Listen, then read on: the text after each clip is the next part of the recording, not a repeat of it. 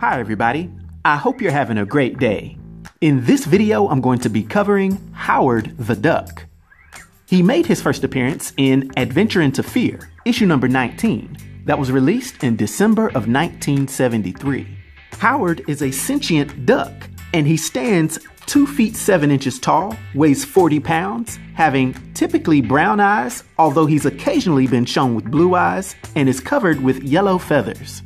He doesn't have any true powers other than the fact that he's extremely agile to be a duck, as well as being extremely intelligent, even when compared to most humans. Not to mention that his great willpower and heart lends itself to making him a pretty good leader as well.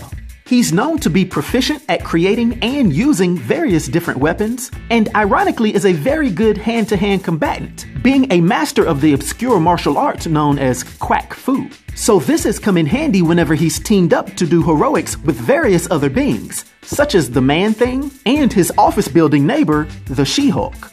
And although quite often he's been an unemployed adventurer, Howard has a breadth of experience that has led him to do everything from being a former candidate for the President of the United States to more recently starting his own detective firm.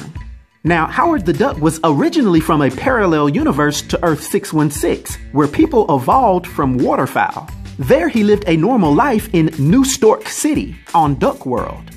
But one fateful day, a demon named Thog caused the interdimensional cosmic axis to shift. In his attempt to unite all realities into one, Howard was dropped into the Florida Everglades on Earth, which happened to be the location of the Nexus of All Realities.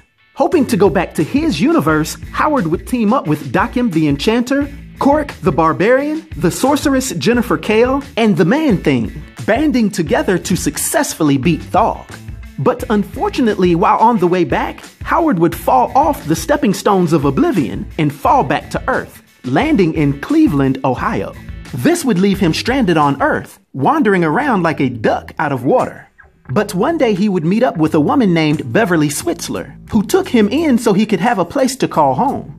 Their bond would grow to the point of having a true relationship as they went about having their quacky different adventures, fighting against beings like Dr. Angst and Pro Rata.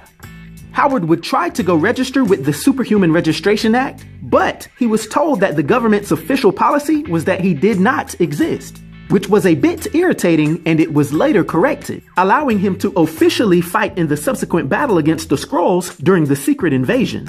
Howard would go on to have a part in many different adventures, quite often running into a recurring villain named Dr. Bong, who happened to be the ex-boyfriend of Beverly, his girlfriend. But the Duck would always overcome, and would go on to be a member of the A.R.M.O.R organization and help battle an interdimensional zombie plague, and would later even lead the Ducky Dozen. Upon going back to his private detective work, he would end up being kidnapped by the Collector. But he would escape, and with the help of the Guardians of the Galaxy, Silver Surfer, Linda the Duck, and Shocket, they would work to free the rest of the Collector's prisoners. And later, giving one more attempt to return to his own universe, he would use the Abundant Glove, which would accidentally turn himself into a living Nexus of All Realities, due to a piece of it becoming stuck within him. And since an organization known as the Cult of Entropy wanted to destroy the Nexus, they sought out to destroy him. So luckily he was helped out in this situation by the Man-Thing, who absorbed the piece of the Nexus fragment within himself.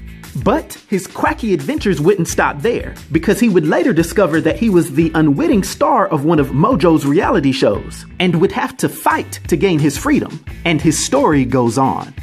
Now, due to his abilities and his influence on the Marvel Universe, for my 1 to 10 rating, I'll give Howard the Duck a rating of 5, which is an enigmatic rating. I hope everyone enjoyed this video. I'll talk to you next time. Be sure to like, subscribe, and join the new Sage.